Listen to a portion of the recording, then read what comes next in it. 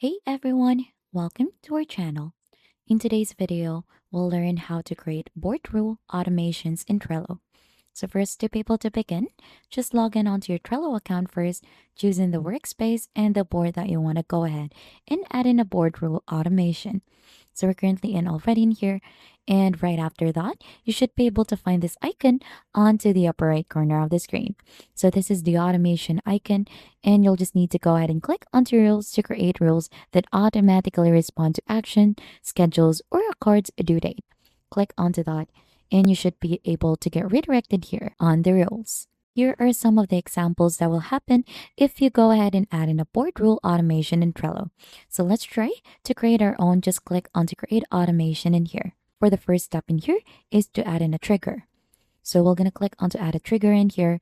So we're going to choose when a card is added to this specific board by me. So, or you could use it by anyone. So you could go ahead and add by clicking onto this plus icon. So there are a lot of triggers that you could use. So instead of card move, we have card changes, dates, checklists, card content, and fields in here. So you could choose any trigger that you like in here, but for this specific tutorial, we're going to use this one, the card move. So when a card is added to the specific board by anyone, let's click onto that. Right after that is the trigger, we'll select an action. We're going to move that card onto the top of the list, and you'll just need to choose the list name in here, like to do, in progress, or done. So we're going to click onto done in here. So we also have add or remove, dates, checklist, or add in a member, content, fields, sort, cascade, Jira, Bitbucket, or Slack in here.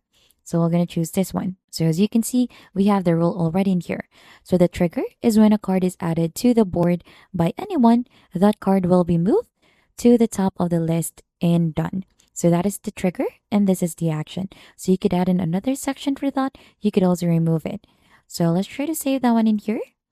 And let's try this specific automation out. So you'll just need to enable this one.